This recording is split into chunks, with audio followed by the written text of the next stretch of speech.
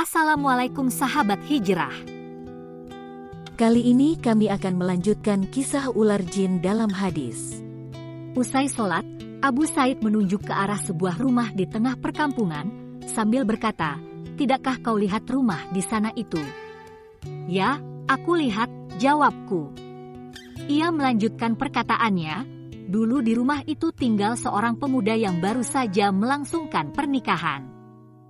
Ketika itu kami, termasuk pemuda itu, sedang pergi bersama Rasulullah sebagai tentara pada Perang Khandaq.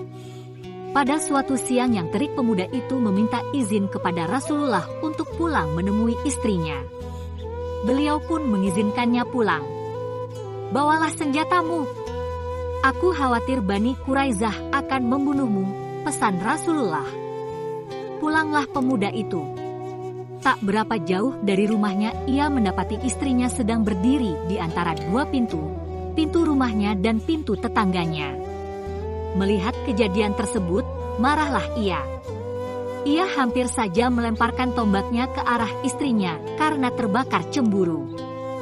Sebelum semuanya benar-benar terjadi, istrinya berteriak, "Jangan kau lempar tombakmu.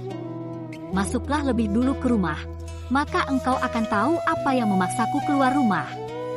Ia lalu masuk rumah, dan ia melihat seekor ular melingkarkan tubuhnya di atas ranjang. Dengan cepat ia menusuk tubuh ular itu dengan tombaknya hingga tembus.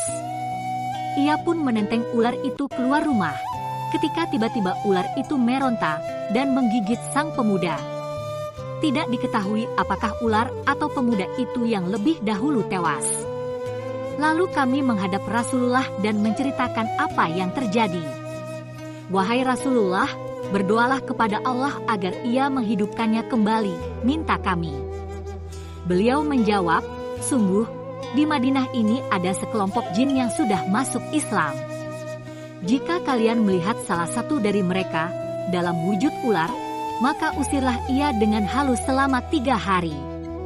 Bila setelah 3 hari ia tetap saja enggan meninggalkan rumah, bunuhlah ia karena hewan yang demikian itu adalah setan." Melalui hadis berikut Nabi menganjurkan para sahabatnya untuk hanya membunuh ular yang berekor buntung dengan 2 lajur putih memanjang di punggungnya.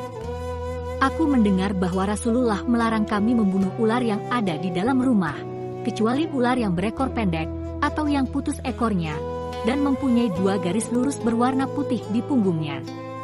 Ular yang seperti ini mampu membutakan mata manusia dan membunuh janin di dalam kandungan ibu hamil. Riwayat Muslim dan Ahmad dari Abu Lubabah Al-Ansari. Ular juga digambarkan sebagai makhluk yang akan muncul pada hari kebangkitan. Mereka yang lalai dalam berzakat akan diikuti terus dan dipatuk oleh ular belang dengan 2 taring yang mengerikan. Barang siapa diberi Allah harta, lalu ia tidak menunaikan zakatnya, maka harta itu akan diubah wujudnya oleh Allah menjadi ular belang yang memiliki 2 taring. Ular itu akan mematuknya dan menggigitnya erat dengan 2 sisi mulutnya, sambil berkata, "Aku adalah hartamu. Aku adalah simpananmu." Lalu ular itu pun membaca ayat, "Janganlah sekali-kali orang yang kikir," hingga akhir ayat. Riwayat Al-Bukhari dari Abu Hurairah.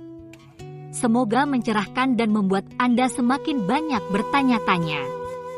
Karena bertanya merupakan awal dari pengetahuan. Wassalamualaikum.